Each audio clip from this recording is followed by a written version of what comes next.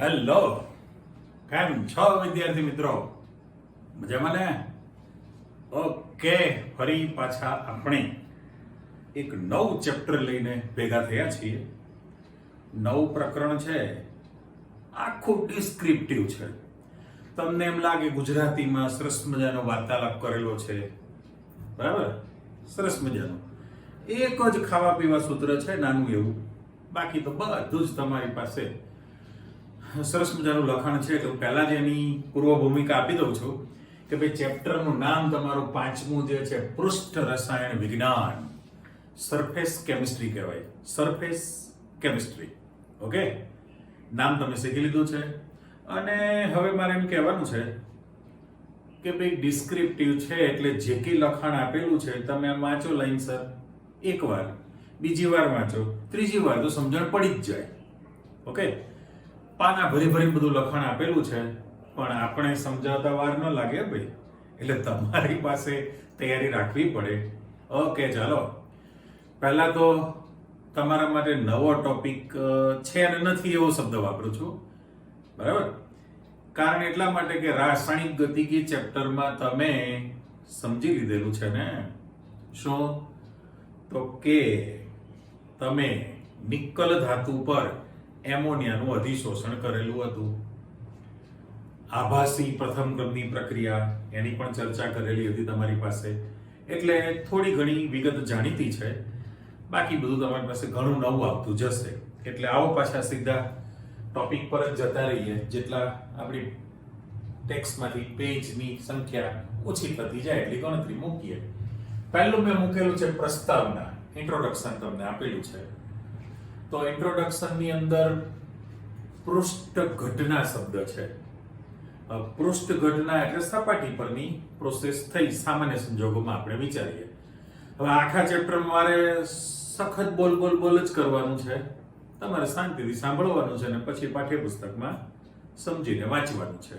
Okay, તો પ્રસ્તાવિકાની અંદર તમને જે આપેલી છે પૃષ્ઠ ઘટના શબ્દ છે. તો મોટા ભાગે તમારી પાસે કોઈ પણ ઘન પદાર્થ હોય, ઘન પદાર્થ, એના પર બીજી અવસ્થા એટલે પ્રવાહીનું શોષણ થાય અથવા તો વાયુ એના પર અધિશોષિત થતો હોય તો એ બલ્ક કહેવાય, જથ્થો છે. ફેઝ એટલે કલા. બે જુદી જુદી કલાઓ ભેગી તમે કરવાના છો. એટલે મેં શબ્દ વાપર્યો છે, કલા એટલે ફેઝ છે, બલ્ક એટલે જથ્થામય. અને બે કલાને છૂટી પાડવા માટે જે વચ્ચે આપણે ભાગ વિચારીએ છીએ ને આંતરાપૃષ્ઠ કહેવાય. બધા ટિપિકલ વર્ડ આવવાના છે, બરાબર?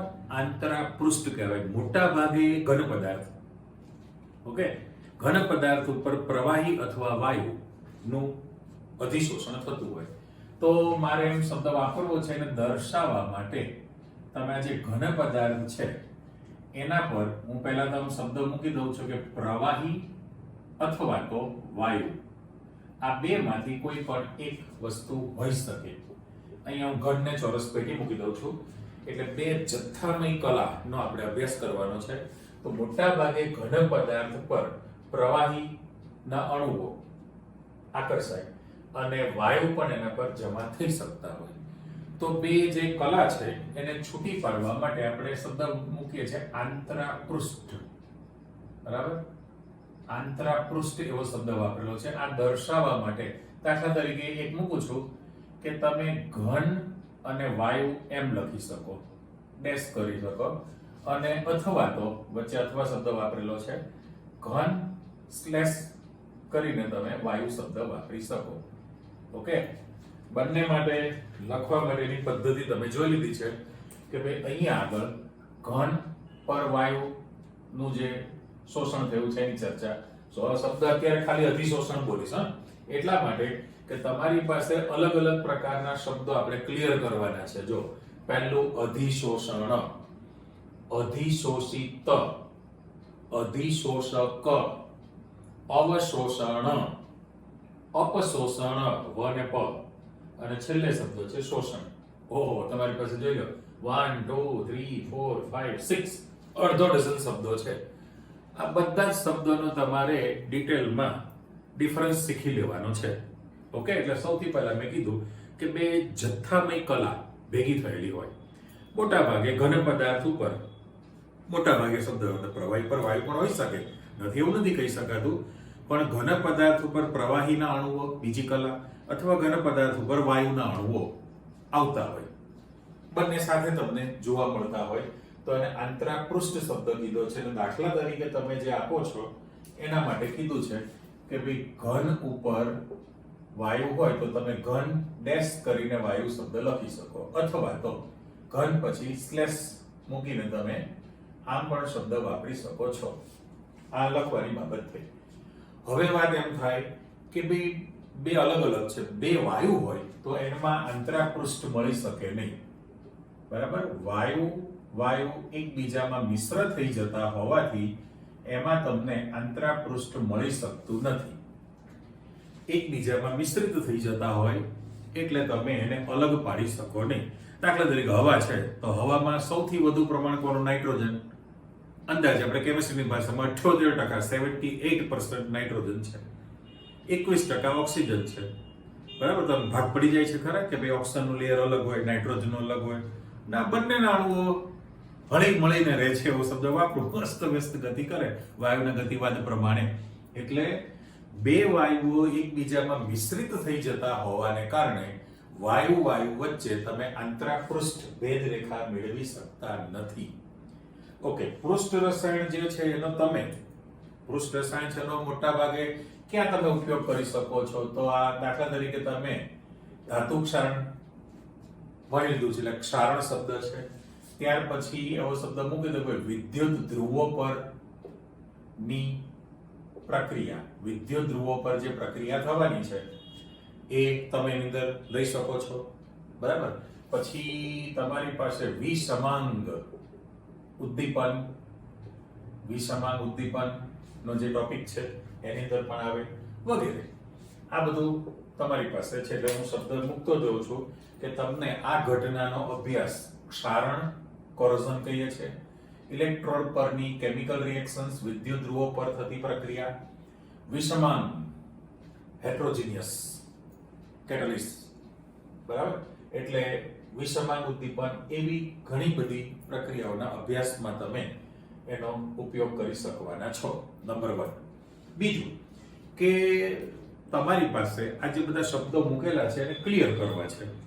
તો પહેલામાં પહેલું અધિશોષણ, અને બે નજીકના જે શબ્દો છે તમે જુઓ. હું આને અધિશોષણ શબ્દ મૂકું છું અને અહીંયા આગળ અવશોષણ. ચલો આ બે રેડ કલરનું મેં મૂકી દીધું છે અને એ તમારી પાસે ઇન્ડિવિડ્યુઅલ ક્વેશ્ચન તરીકે પણ મૂકેલું છે. જો અહીંયા આગળ કે ભાઈ તફાવત આપો, તમને પ્રશ્ન પૂછે તો અધિશોષણ કોને કહેવાય અને અવશોષણ કોને કહેવાય, તમે આની અંદર માહિતી આપવાના છો.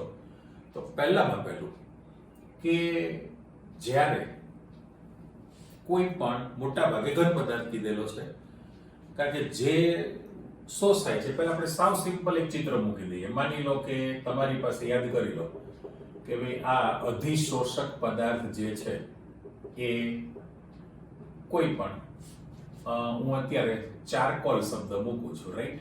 પછી તો આપણી પાસે પ્રોસિજર ને બધું ઘણું આવશે.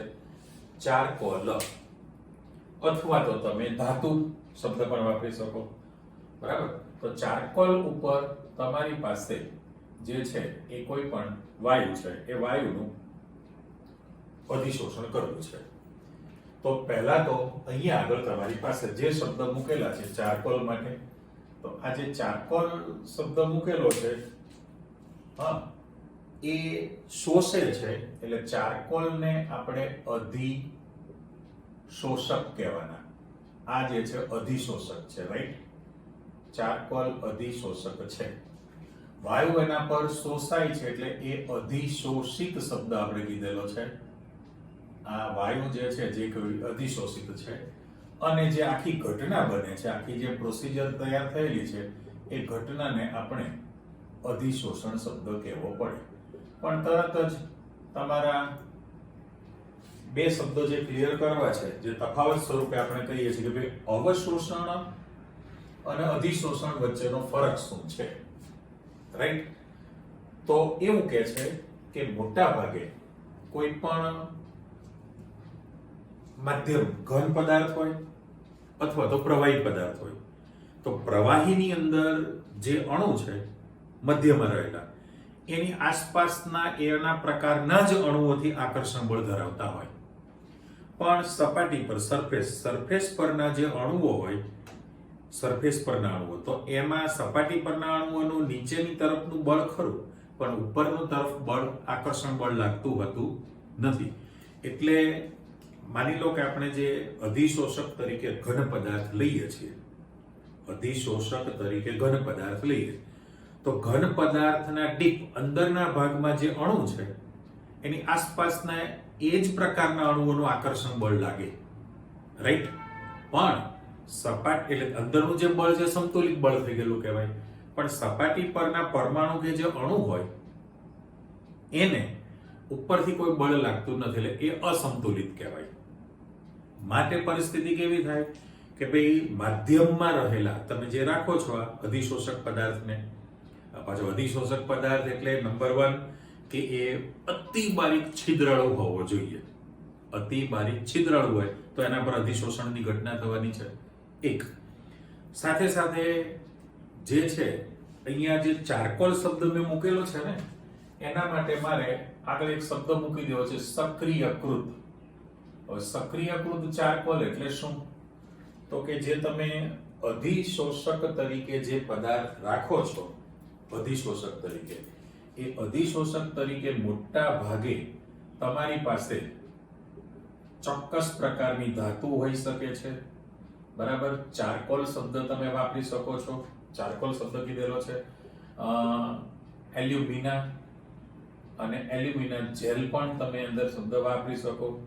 સિલિકા જેલ શબ્દ છે, સિલિકા જેલ શબ્દ, આવા વગેરે મૂકી દઈએ છે.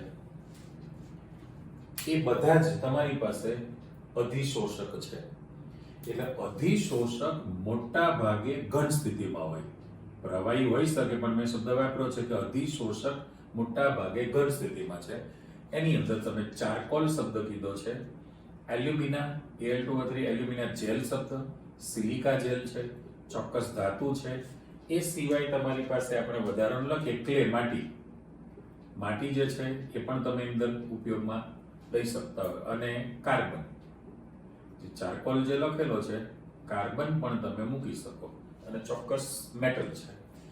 આ જે બધા જ પદાર્થ હોય એને સક્રિયકૃત કરવામાં આવે. સક્રિયકૃત એટલે શું? તો કે એને શૂન્યાવકાશમાં ઊંચા તાપમાને તપાવવામાં આવે. ઊંચા તાપમાને તમે તપાવી દો એટલે શું થાય કે જે છિદ્રની અંદર જે બાષ્પશીલ જે કઈ ઘટકો છે, વાયુની હાજરી હોય, ભેજનું પ્રમાણ હોય, ઝેરી વાયુ હોય, એ બધું નીકળી જશે અને બધા છિદ્રો ઓપન થઈ જવાના, ખુલ્લા બને. હવે એને જે છે આંકડો મૂકેલો છે સાચો છે કે ભાઈ 10⁻8 થી 10⁻9 પાસ્કલ, બરાબર? આપણે ખાલી પીએર લખી દઉં છું. 10⁻8 થી 10⁻9 પાસ્કલ દબાણે એને ઊંચા દબાણ થયું કહેવાય, ઊંચું તાપમાન છે. અને ત્યાર પછી બધું જ નીકળી ગયા પછી એને શૂન્યાવકાશમાં સંગ્રહિત કરવામાં આવે એટલે સક્રિયકૃત બને. એ જે છે સક્રિયકૃત તમારી પાસે બની ગયેલું છે, એ છિદ્રાળુ હોય, બધા છિદ્રો ઓપન થયા છે, તો જે શોષે છે એને આપણે અધિશોષક શબ્દ વાપરેલો છે. જે શોષાય છે એને અધિશોષિત કીધેલું છે, બરાબર? અને આખી જે ઘટના જે તમે મૂકો છો એને અધિશોષણ કીધું. પણ હવે પ્રશ્ન કેવો થાય કે ભાઈ અધિશોષણની જો ઘટના બનતી હોય એટલે તમારી પાસે જે તફાવત સ્વરૂપે મુદ્દા મૂકવાના છે, તો દાખલા તરીકે આ ભલે અનિયમિત આકાર હોય, હવે અધિશોષક જે અધિશોષક પદાર્થ છે એની માત્ર સપાટી પર છે. આ જે આકૃતિ મૂકું છું એ તમે જુઓ કે બહારથી જે છે અધિશોષકની સપાટી પર અણુઓ કે પરમાણુઓ આકર્ષાય અને સપાટી પર જ જમા થાય, જાળવી રાખે, તો એ ઘટનાને આપણે અધિશોષણ કહીએ છીએ. એટલે સક્રિયકૃત હોવું જરૂરી છે.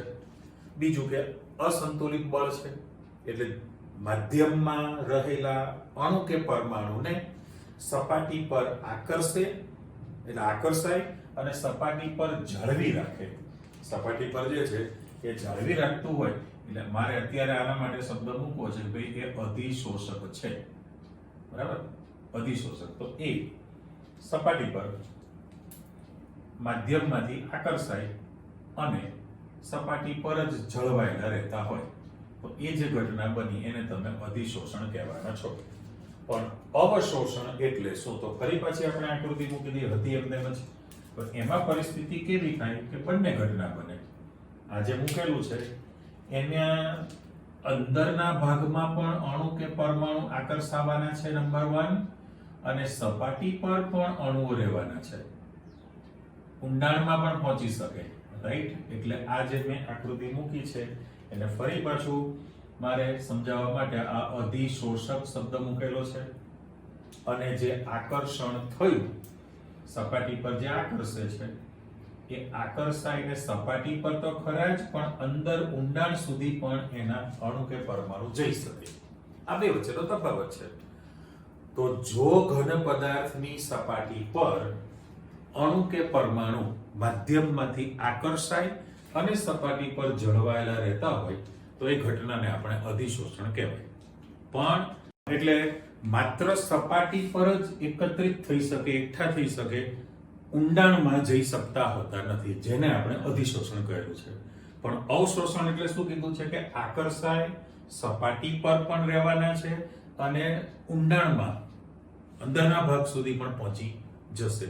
એટલે પરિસ્થિતિ કેવી થવાની છે કે અહીંયા આગળ આપણે તો બંને માટે કહેવાના છે કે ભાઈ આ જો ઘટના બનતી હોય, આ જે ઘટના અધિશોષક તરીકે તમારી પાસે ઘન છે, બરાબર, અને પેલો વાયુ છે માની લો, અહીં અધિશોષક તરીકે જે રાખેલું સાંદ્રતા દરેક જગ્યાએ સરખી થવાની છે. એટલે આ તમારી પાસે જે ઉદાહરણ બનશે એ પોતે વિષમાંગ પ્રણાલી બનવાની છે પહેલામાં પહેલું. ત્યારે આમાં બધી જ જગ્યાએ આમાં તમે જે કહેશો એ સમાંગ પ્રણાલી બની કહેવાય તફાવત સ્વરૂપે. એટલા માટે પેટી મૂકી દો. વિષમાંગ પ્રણાલી હોય તો આની અંદર આ તમારું વ્યાખ્યા પ્રમાણેનો મુદ્દો બનેલો છે. બીજું સમાંગ પ્રણાલી છે, વિષમાંગ પ્રણાલી છે. ત્રીજી વસ્તુ કે ભાઈ આની અંદર સાંદ્રતા એક સમાન રહેશે. દરેક જગ્યાએ સાંદ્રતા તમારી પાસે કેવી રહેવાની? એક સરખી જળવાયેલી રહેશે. ત્યારે આની અંદર માત્ર ઊંડાણ કરતા, અંદરના ભાગ કરતા સપાટી પર ની સાંદ્રતા વધુ રહેશે. અણુ કે પરમાણુ હોય તો અંદરના ભાગના જે અણુ છે એના કરતા સપાટી પર જે છે એ સપાટી પરની અંદર અણુઓની સાંદ્રતા તમારી પાસે વધુ રહેવાની છે. વાત સાચી? બરાબર. મેં કીધું ફરતું ફરતું તમે શીખશો ત્યારે મેળ પડશે. ક્યારેક અહીં લખીશ, ક્યારેક અહીં લખીશ, પણ તમારી પાસે ક્લિયર થવું જોઈએ કે ભાઈ તમારી પાસે વ્યાખ્યા લીધેલી કહેવાય. સામે તરત જ ત્યાં ઉદાહરણ પણ આવવાના છે. એટલે વિષમાંગ પ્રણાલી થઈ, સમાન પ્રણાલી થઈ, સાંદ્રતા એક સમાન થવાની, આમાં સપાટી પર જ સાંદ્રતા તમારી પાસે વધુ રહેવાની છે આની અંદર. અને તમે ચોથું ઉદાહરણ આપી દેવાના છો. દાખલા તરીકે આ સેમ્પલ છે, ઓકે, પણ એ સેમ્પલમાં તમારે અટકવું પડશે. એટલા માટે કે અધિશોષણ ઘટના ઉદાહરણ આપીને સમજાવો એવો શબ્દ તમને કીધેલો છે.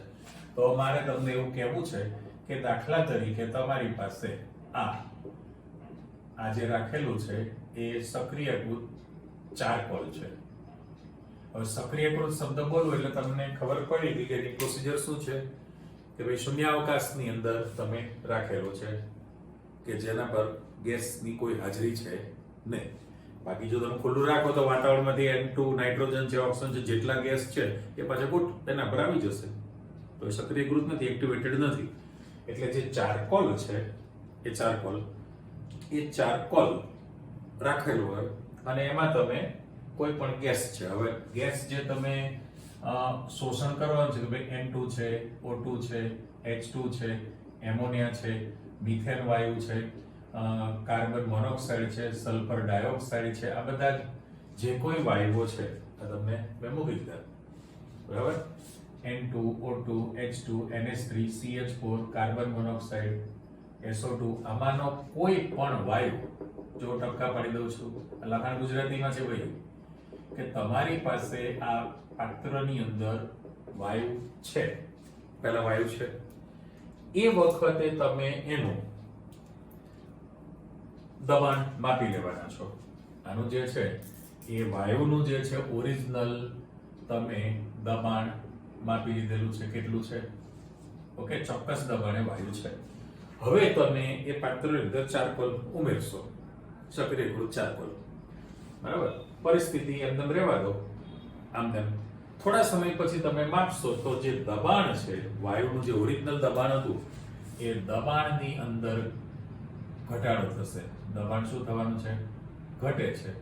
એનો અર્થ એ સૂચન થયું કહેવાય કે ભાઈ વાયુ જે છે એ ચારકોલ અથવા કાર્બન જે તમે રાખેલો છે એની સપાટી પર આકર્ષાઈને એકત્રિત થાય, એકઠો થાય, જમા થાય છે.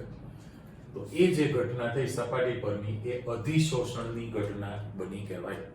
એટલે આપણો જે પ્રશ્ન છે અધિશોષણની ઘટના ઉદાહરણ આપીને સમજાવો. તમે જેમ જેમ કહેતા જાઓ તો આપણું પહેલું ઉદાહરણ આ છે. એ જ વસ્તુ તમે દાખલા તરીકે કોઈ પણ રંગક છે, ચલો આપણે ફરી પાછું ચિત્ર મૂકીએ. હવે રંગકમાં તમને આપેલું છે મિથિલિન બ્લુ.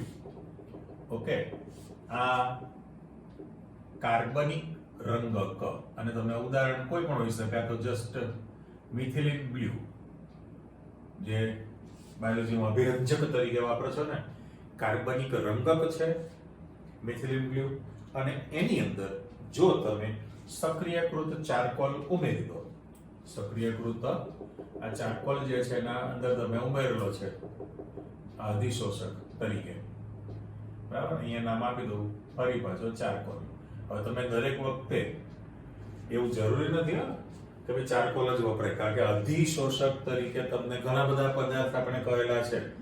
ચોક્કસ ધાતુ છે, ચારકોલ છે, એલ્યુમિના જેલ છે, સિલિકા જેલ છે, ક્લે માટી છે, કાર્બન છે, એવા ઘણા બધા ઘન પદાર્થ હોઈ શકે છે.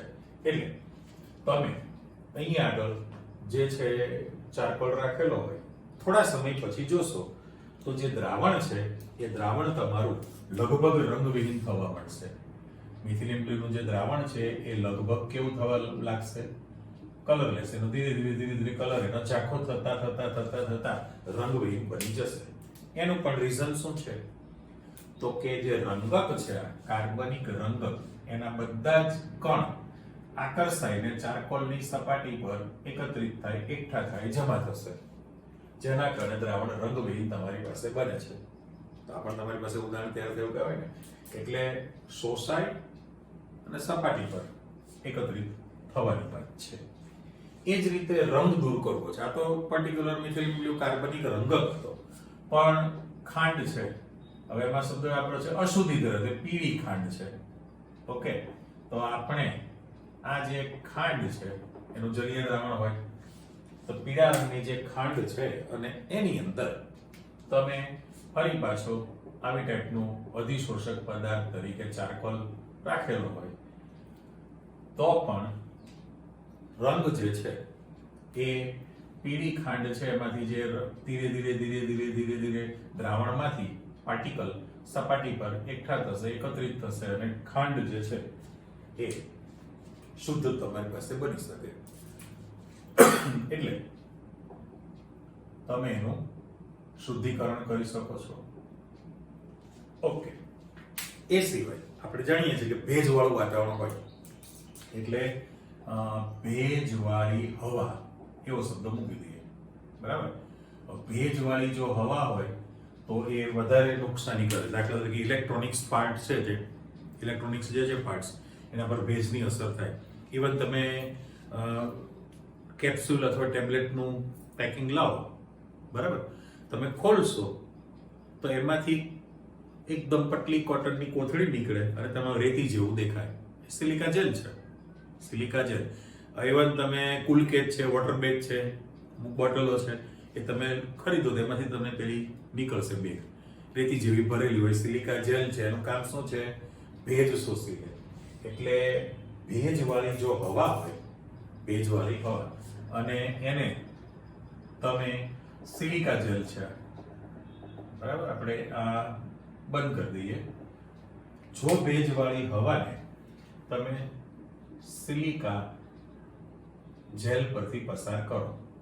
ઓકે, તો ભેજવાળી જે હવા છે એમાંથી જ્યારે પસાર કરવામાં આવે તો પાણીના પાર્ટિકલ્સ જે છે બધા એ એના પર શોષાઈ જશે અને શુષ્ક હવા બની જાય. તમારી પાસે અહીંથી જ્યારે બહાર નીકળશો અહીંથી હવા, તો એ શુષ્ક હવા તમારી પાસે અહીંથી મળશે. બરાબર? એટલે આ તમારી પાસે ચર્ચા આવી ગયા. ચારે ચાર ઉદાહરણ તમારા અધિશોષણના થયા કહેવાય. કેમ? તો કે ફરીથી ચેક કરી લો કે ભાઈ તમારી પાસે જે વાયુ આકર્ષાય અને સપાટી પર જમા થાય, દબાણ ઘટશે.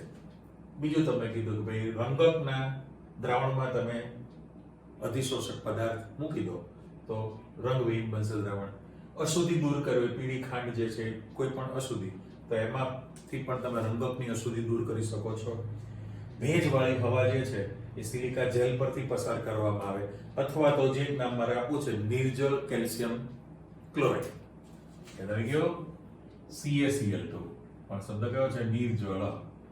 કેલ્શિયમ ક્લોરાઇડ જો તમે રાખેલો હોય CaCl2 તો એના પર પણ ભેજ શોષાઈ જશે અને શુષ્ક તમારી પાસે હવા બની શકે. એટલે હવે ફરી પાછા આપણું ઉદાહરણ તો અધિશોષણ માટે તમે ગમે તે આપી શકો ને. તમે લખી શકો કે ભાઈ નિકલ ધાતુ પર NH3 વાયુનું અધિશોષણ. રેડી? એટલે તમારી પાસે નિકલ ધાતુ પર એમોનિયાનું જે અધિશોષણ થાય એને તમે ઉદાહરણ તરીકે અધિશોષણનું આપેલું છે. હવે અવશોષણની જે ઘટના છે એના માટે ફરી પાછું આપણે ટકવું પડે. તો આવો, એટલે આ બે ડિફરન્સ તમારી પાસે આવી જ ગયા કે ભાઈ માત્ર સપાટી પર આકર્ષાય અને એકઠા થાય. સપાટી પર અણુઓની સાંદ્રતા વધશે, ડીપ અંદર ઊંડાણ સુધી પહોંચી શકતા નથી. ત્યારે અવશોષણની જે ઘટના છે, આપણે મિક્સ ન કરો એટલે વચ્ચે થોડી લાઇનિંગ પાડતો જાઉં છું. ચલો, આ રીતે મેં ક્લિયર તમને કરી દીધેલું છે. રેડી? તો અંદર સુધી પહોંચી જવાનું છે, અણુઓની સાંદ્રતા તમારી પાસે વધવાની છે. ઓકે, પણ હવે અવશોષણ માટે અને અપશોષણ, જો આ એક થોડું જુદું છે કે તમારી પાસે અધિશોષક પર વાયુનું શોષણ થઈ ગયેલું છે, બરાબર? અને જો તમે તાપમાન જો તમે વધારશો તો શોષાયેલો વાયુ પાછો જો મુક્ત થઈ શકતો હોય તો એના માટે શબ્દ વાપરો છે અપશોષણ. જો એમ રાઉન્ડ મૂકું છું, અવશોષણ છે, વાટકાનો વ છે, અને અપશોષણ છે, અપજસનો શબ્દ આવે ગુજરાતીમાં, તો અપશોષણ. તો જો તાપમાન વધે તો શોષાયેલો વાયુ પાછો મુક્ત થઈ શકતો હોય તો એના માટે શબ્દ વાપરેલો છે અપશોષણ કીધેલું છે. હવે પાછો પ્રશ્ન એમ થાય કે જો અધિશોષણની ઘટના, એટલે આ અધિશોષણ, જો ફરી પાછી લાઇનિંગ પાડજો, અધિશોષણની ઘટના અને અવશોષણની ઘટના મારે લખવો પડશે. તો બંને ઘટના જો સાથે થતી હોય, અધિશોષણની ઘટના અને અવશોષણની ઘટના, આ બંને ઘટના જો તમારી પાસે સાથે થતી હોય તો એના માટે શબ્દ વાપરેલો છે શોષણ. એના માટે શબ્દ વાપરેલો છે શોષણ. હવે સેમ્પલ મૂકું છું. એમાં એમ કીધું છે કે દાખલા તરીકે સુતરાઉ કાપડ પર પાણીનું શોષણ. સાચું છે કે તમારી પાસે સુતરાઉ કાપડ પર પાણીનું ટીપું પડે એટલે પાણીનું શોષણ, એવો શબ્દ મૂકી દો ને, અંદાજ આવી ગયો. હવે તો ડિફરન્સ શું છે તમારી પાસે? બીજું પાઠ્યપુસ્તકમાં લખેલું કે ચોકસ્ટિક, ચોકનો જે ટુકડો છે, બરાબર, ઇંક હોય, બરાબર, આ માર્કર પેનની ઇંક હોય અથવા તો ફાઉન્ટેન પેનની હોય. પછી ફેશન આવી ગઈ છે ધીમે ધીમે ફાઉન્ટેન પેન અલગ અલગ પ્રકારની મળવા માંડી છે, વેરાયટી બધી. તો ઇંક હોય, ચોકનો ટુકડો જો તમે ઇંકની અંદર મૂકશો તો શું થવાનું છે કે ભાઈ એની અંદર બંને ઘટના સાથે થવાની છે. એટલા માટે મારી દ્રષ્ટિએ બંને ઘટના બોલું છું કે ચોક જે તમે મૂકશો તો પરિસ્થિતિ કેવી થવાની છે? માની લો કે આ ઢાંકણ કાઢને બ્લુ કલરની ઇંક છે, એટલે સપાટી પર ના કણો શોષણ થવાનું છે. એટલે એ ઇંકની અંદર જે રંગકના પાર્ટિકલ છે સપાટી પર આવવાના છે, ઓકે. પણ જ્યારે ચોકનો ટુકડો તમે તોડશો વચ્ચેથી, આમ તોડ નાખો, બ્રેક કરો, તો અંદરના ભાગમાં તમારી પાસે સફેદ રહેવાનું છે. તો જે દ્રાવક છે, એ દ્રાવક પાછું અંદરના ઊંડાણ સુધી પહોંચેલું કહેવાય. અંદરના ઊંડાણ સુધી પહોંચી ગયેલું છે દ્રાવક, પણ રંગકના કણો સપાટી પર છે. એટલે એ અધિશોષણ પણ થયું કહેવાય, અને સાથે સાથે અંદર પણ દ્રાવકના અણુ પહોંચેલા તો છે, તે અણુ તો છે. એટલે એને તમે ગણતરીમાં લઈ શકો. એટલે સુતરાઉ કાપડ પર જો પાણી પડે, પાણીનું ટીપું, બરાબર, તો એ પાણીના મોલેક્યુલ્સ છે સપાટી પર પણ ખરા, અંદરના ભાગ પણ પહોંચી શકે છે. એટલે એ જ રીતે તમને જે નિર્જળ કેલ્શિયમ ક્લોરાઇડ કીધેલું છે, હવે આનું જે તમારે ઉદાહરણ આપવાનું છે અવશોષણ માટે, કે નિર્જળ CaCl2 છે, બરાબર, એનાઇડ્રસ કહેવાય. નિર્જળ કેલ્શિયમ ક્લોરાઇડ છે, અને એના પર પાણીનું, ગુજરાતીનો શબ્દ મૂકીએ, એના પર જો પાણીનું શોષણ થાય તો શું થવાનું છે કે પાણીના અણુઓ આ રીતે સપાટી પર પણ રહેવાના છે અને ઊંડાણમાં અંદરના ભાગમાં પણ જવાના છે. બંને પ્રકારની ઘટના તમારી પાસે થવાની છે. એટલે નિર્જળ કેલ્શિયમ ક્લોરાઇડમાં તમે પાણીનું જે શોષણ થવાનું છે એ અવશોષણનું ઉદાહરણ કહેવાય. અને બાકીના જેટલા લખેલા છે, ઢગલો આપ્યા જો તમને, એ બધા જ શેના ઉદાહરણ છે? અધિશોષણના છે. એટલે જે શોષાય છે એને અધિશોષિત કહેવાય, જે શોષે છે અને અધિશોષક કહેવાય, અને આ જે ઘટના બની એને આપણે અધિશોષણ કહેલું છે. નંબર 1. હવે સામાન્ય સંજોગોમાં અધિશોષણની ઘટના ઉષ્માક્ષેપક છે. અધિશોષણની ઘટના કેવી છે? ઉષ્માક્ષેપક છે. તો અહીંયા આગળ આપણે એક શબ્દ મૂકીએ. આ પહેલામાં જે આપણે ઉદાહરણ આપ્યું છે ને, કે ભાઈ અવશોષણનું તમે ઉદાહરણ કયું આપી શકશો? જે લખેલું છે કોમન, કે ભાઈ તમારી પાસે નિર્જળ CaCl2 કેલ્શિયમ ક્લોરાઇડ છે, અને એમાં પાણી, નિર્જળ કેલ્શિયમ ક્લોરાઇડ પરથી પાણી પસાર કરવામાં આવે એટલે પાણીની બાષ્પ હોય. પાણીની બાષ્પ છે ને, તો એ યાદ કરો 11મા ધોરણમાં કાર્બનિકમાં પરીક્ષણ અને પરિમાપનમાં કાર્બન અને હાઇડ્રોજનનું પરિમાપન માટેનો જે પ્રોસેસ હતી, યાદ આવે? લિબિક પદ્ધતિ જે હતી, કે જેની અંદર ચોક્કસ વજન કરેલા કાર્બનિક પદાર્થનું પૂરતી હવાની હાજરીમાં તમે દહન કરો છો, તો કાર્બનમાંથી કાર્બન ડાયોક્સાઇડ સાથે સાથે મોનોક્સાઇડ પણ બને, પણ એનું ઓક્સિડેશન કરી નાખતા, અને હાઇડ્રોજન છે પાણીની વરાળ બને. એટલે તમે જે બંને વસ્તુ, કે ભાઈ KOH નું દ્રાવણ ભરેલું હોય અને નિર્જળ CaCl2, એમાંથી મિશ્રણને પસાર કરો છો, તો બંનેમાં અલગ અલગ અધિશોષણ થાય છે. અધિશોષણના વજન પરથી તમે ગણતરી કરતા. એટલે ખાલી જસ્ટ મેં યાદ કરાયું. તો આમાં નિર્જળ કેલ્શિયમ ક્લોરાઇડ પરથી પાણીની બાષ્પને પસાર કરવામાં આવે તો જે છે એ ઘટના તમારી પાસે અવશોષણની થઈ, બરાબર.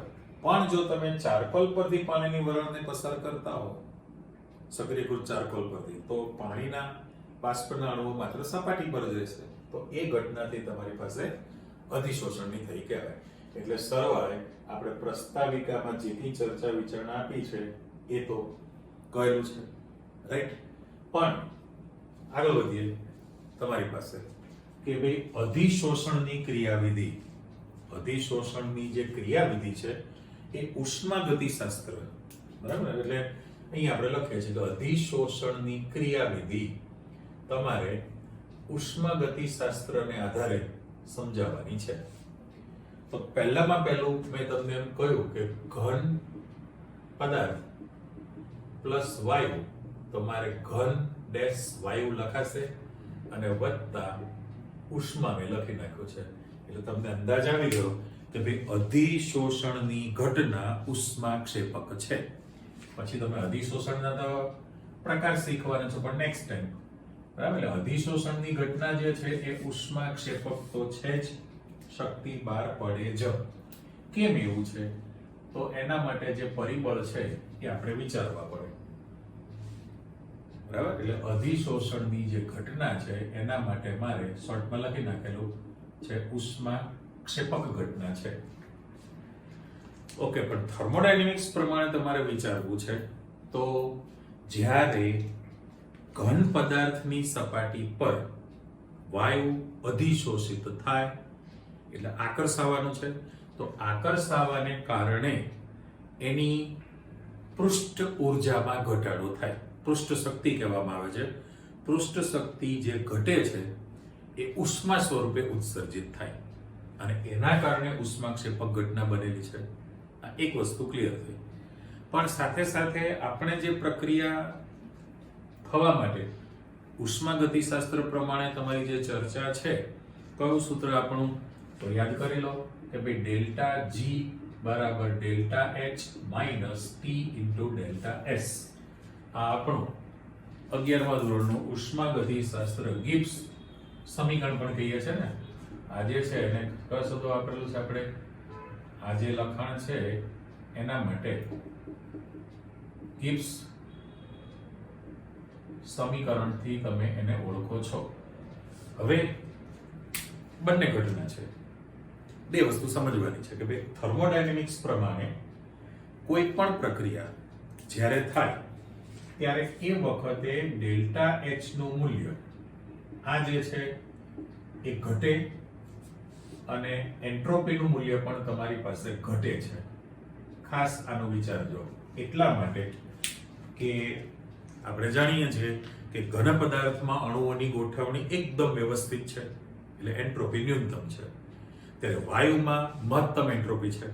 હવે પરિસ્થિતિ કેવી થઈ વિચારો કે જ્યારે આ પહેલી જ આકૃતિ તમારી પાસે અહીંયા નિકલ ધાતુ પર વાયુનું અધિશોષણ અથવા તો અહીંયા આગળ વાયુનું જે અધિશોષણ થશે, બરાબર, તો વાયુના અણુઓ સપાટી પર આકર્ષાઈને જળવાયેલા રહેવાના છે. ત્યાં આગળ પરિસ્થિતિ કેવી થઈ કે એ અણુઓ જળવાઈ ગયા છે, ગોઠવાઈ ગયા, તો એની એન્ટ્રોપી ઘટે.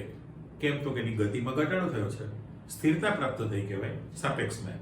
વાયુ અવસ્થા કરતા સ્થાન મળી ગયેલું છે એટલે નિયમ પ્રમાણે તમારી પાસે પરિસ્થિતિ કેવી થઈ છે કે જ્યારે વાયુનું જ્યારે અધિશોષણ થતું હોય ત્યારે વાયુની ગોઠવણી સરખી બને છે, માટે એન્ટ્રોપી ઘટે છે. તો એન્ટ્રોપી ઘટે અને ઉષ્માક્ષેપક પ્રક્રિયા છે. ઉષ્માક્ષેપક પ્રક્રિયા હોય તો પણ તમારી પાસે ખ્યાલ છે કે ડેલ્ટા એચ નું મૂલ્ય શું થવું જોઈએ? ઘટે ને કે વધે? યાદ કરી લો, ડેલ્ટા એચ નું મૂલ્ય ધન હોય તો ઉષ્મા શોષક પ્રક્રિયા છે. ફરી પાછું લખીએ, બે રાશિ ચેક કરી લો. અહીંયા લખી રાખીએ. ચાલો, ડેલ્ટા એચ નું મૂલ્ય પોઝિટિવ હોય તો ઉષ્મા શોષક પ્રક્રિયા, રાઈટ, અને ડેલ્ટા એચ નું મૂલ્ય નેગેટિવ હોય તો ઉષ્મા ક્ષેપક પ્રક્રિયા છે. પહેલા તો આ ફાઇનલ થયું. હવે પરિસ્થિતિ ફાઇનલ છે ને, લખેલું સાચું છે કે ડેલ્ટા એચ નું મૂલ્ય ધન હોય તો ઉષ્મા શોષક છે અને ડેલ્ટા એચ નું મૂલ્ય ઋણ હોય તો ઉષ્મા ક્ષેપક છે. અત્યારે તમારી પાસે ઉષ્મા ક્ષેપક પ્રક્રિયા હોય તો ડેલ્ટા એચ નું મૂલ્ય તમારી પાસે ઘટે ને. ડેલ્ટા એચ નું મૂલ્ય શું થશે? ઘટે. સામા પક્ષે એન્ટ્રોપી નું મૂલ્ય પણ ઘટવાનું છે, એટલે તમારી પાસે ઋણ કિંમત થવાની છે. જો આ બે રાશિ ઘટે તો એના કારણે તમારી પાસે ડેલ્ટા જી નું મૂલ્ય પણ શું થવાનું છે? ઘટે, અથવા તો એ કિંમત કેવી બનવાની છે? ઋણ. અને ઋણ કિંમત થાય તો પ્રક્રિયા આપમેળે સ્વયંભૂ થવાની છે, રાઈટ. આ જે છે ઋણ કિંમત હોય તો જ સ્વયંભૂ આપમેળે, બે શબ્દ મૂક્યા મેં, સ્વયંસ્ફુરિત કહેવાય, સ્વયંભૂ કહેવાય, આપમેળે પ્રક્રિયા થયેલી કહેવાય, સ્પોન્ટેનિયસ પ્રક્રિયા થવાની છે. એટલે ઉષ્માગતિશાસ્ત્ર પ્રમાણે હવે પ્રશ્ન એવો થયો કે જો તમે આ ઘટનામાં વાયુનું દબાણ વધારશો, વાયુનું દબાણ જો વધારવામાં આવે તો અધિશોષણ વધુ માત્રામાં થશે. વધુ થાય ને? ફરી બોલું છું, જો તમે આ ઘટના થતી હોય વાયુનું દબાણ વધારશો તો અધિશોષણ વધુ થવાનું છે. જો આ પુરોગામી દિશામાં પ્રક્રિયા થાય તો વધુ ઉષ્મા મુક્ત થાય. ઉષ્માક્ષેપક પ્રક્રિયા એટલે ડેલ્ટા એચ નું મૂલ્ય તમારી પાસે ઋણ બનવાનું છે. ડેલ્ટા એચ નું મૂલ્ય કેવું થશે? ઋણ છે. આ વધુ ઋણ બને. શબ્દ શું આવી ગયો છે કે ડેલ્ટા એચ નું મૂલ્ય ઘટે છે જેમ ડેલ્ટા એચ નું મૂલ્ય વધુ ઋણ બને,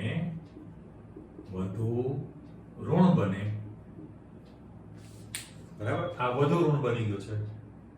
પેલું તો ઘટે છે એટલે એ કિંમત તમારી પાસે ઘટવાની છે અને તાપમાન પોઝિટિવ આંકડો, બંનેનો ગુણાકાર કરશો તો એ ઋણ કિંમત માઇનસ જ છે ને. તો આ વધુ ઋણ જો તૈયાર થતું હોય તો જ પ્રક્રિયા આપમેળે પુરોગામી દિશામાં થશે. એટલે ઉષ્માગતિશાસ્ત્રના નિયમ પ્રમાણે તમે એવું ચોખવટ કરી શકો છો કે ભાઈ જો ડેલ્ટા જી નું મૂલ્ય વધુ ઋણ બનતું હોય તો પ્રક્રિયા આપમેળે થવાની છે. એટલે એની જે ક્રિયાવિધિ માટે પરિબળ જવાબદાર છે, દબાણ પણ છે, તાપમાન પણ છે. હવે તાપમાન વધારશો, સમજી લો, મેં પહેલા દબાણની માહિતી આપી કે દબાણ વધારવાને કારણે વાયુનું વધુ અધિશોષણ થશે, ઉષ્માક્ષેપક પ્રક્રિયા થવાની છે, ડેલ્ટા એચ નું મૂલ્ય વધુ ઋણ બનશે. આ વધુ ઋણ બને ડેલ્ટા જી નું મૂલ્ય ઋણ જ રહેવાનું છે, જેના કારણે પ્રક્રિયા આપમેળે થશે. સાથે સાથે તાપમાનની માહિતી આપો કે જો તમે તાપમાન વધારશો તો પ્રક્રિયા ઉષ્માક્ષેપક છે. ઉષ્માક્ષેપક પ્રક્રિયામાં તાપમાનનો વધારો કરવો પ્રતિકૂળ પરિસ્થિતિ છે, તો એનું અધિશોષણ શું થવાનું છે? ઘટવાનું છે. અધિશોષણની માત્રા ઘટી જાય એટલે એક વસ્તુ ફાઇનલ થયેલી છે કે ભાઈ અધિશોષણને તાપમાન સાથે સીધો સંબંધ છે, રાઈટ? તાપમાન વધવાને કારણે અધિશોષણની માત્રામાં ઘટાડો થાય. પણ સાથે સાથે તમે એવું પણ શીખવાના છો કે ભાઈ અધિશોષણના બે પ્રકાર પડે, ભૌતિક અધિશોષણ અને રાસાયણિક અધિશોષણ છે. ભૌતિક છે અને રાસાયણિક છે. ભૌતિકનો અર્થ એવો છે કે ભાઈ એની અંદર અતિ નિર્બળ પ્રકારનું વાંડરવાલ્સ આકર્ષણ બળ લાગતું હોય. અતિ નિર્બળ પ્રકારનું વાંડરવાલ્સ આકર્ષણ બળ જો પ્રવર્તતું હોય તો એ ભૌતિક અધિશોષણની ચર્ચા તમારી પાસે આવશે. અને અધિશોષક અને અધિશોષિત વચ્ચે રાસાયણિક આકર્ષણ બળ હોય અને વચ્ચે રાસાયણિક બંધ બનવાનો હોય. રાસાયણિક બંધ મોટા ભાગે સહસંયોજક અને આયોનિક ગણીએ છીએ, તો એ તમારું રાસાયણિક અધિશોષણની આખી ચર્ચા તૈયાર થવાની છે. પણ નીચા તાપમાને પરિણમે, ભૌતિક અધિશોષણ નીચા તાપમાને પરિણમે છે, બરાબર, પણ રાસાયણિક અધિશોષણ ઊંચા તાપમાને પરિણમે. એટલે જો તમે તાપમાન વધારો ભૌતિક અધિશોષણમાં, આ સપાટી પરની ઘટના ભૌતિક કહેવાય, તો ભૌતિક અધિશોષણની જે ઘટના છે, હા, તો એમાં તાપમાન વધે તો અધિશોષણની માત્રા ઘટવાની છે. ત્યારે રાસાયણિક અધિશોષણમાં ઊંચા તાપમાને શક્ય છે. તાપમાન વધારશો તો એમાં ફાયદો છે, તો એ પ્રમાણ વધવાનું છે. તો અહીંયા આગળ જે મેં બંને ઘટના તમને કીધેલી છે ને કે અધિશોષણ અને અવશોષણ, આ બંને પ્રક્રિયા સાથે થતી હોય તો એને આપણે શોષણ કીધેલું છે.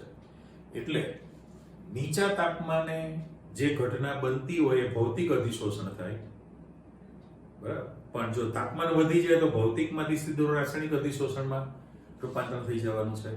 એટલે આ જે આપણે શરૂઆત કરીએ છીએ તો ઘણી બધી થિયરીઓ એમાં શીખવાની છે અને આ ચેપ્ટરની અંદર સૌથી ટોપિક જે છે એકચ્યુઅલી 3 ભાગમાં વિભાજિત કરી દીધું છે.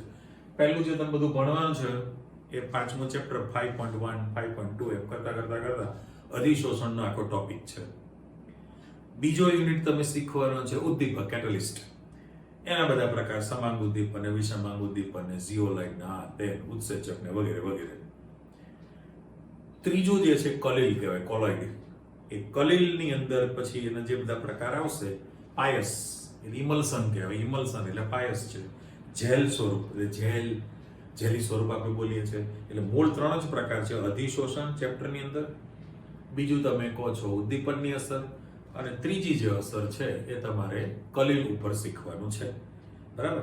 હવે આનો જે ઉપયોગિતા છે ઔદ્યોગિક ક્ષેત્રે પૃષ્ઠ રસાયણ કામનું છે, કારણ કે અવક્ષેપણની ઘટના, સ્ફટિકીકરણની ઘટના, અમુક ઇન્ડસ્ટ્રીની અંદર જે છૂટા પાડવાના હોય ઘટકોને, તો એની અંદર અધિશોષણ, સરફેસ કેમિસ્ટ્રી, પૃષ્ઠ રસાયણ વિપુલ પ્રમાણમાં વપરાતું રહેતું હોય છે. એટલે આની ડિટેલમાં બીજું કંઈ જ નથી. આ મૂલ્ય ઘટે તો જ પ્રક્રિયા આપમેળે થશે, રાઈટ? ઓકે, આટલું તૈયાર કરી રાખો. ફરી પાછો જીતો આમાં ભૌતિક ને રાસાયણિક ને અધિશોષણ એના પરિબળો એવી ચર્ચા આપણે કરીશું. ઓકે, ફરી પાછા મળીએ. આવજો.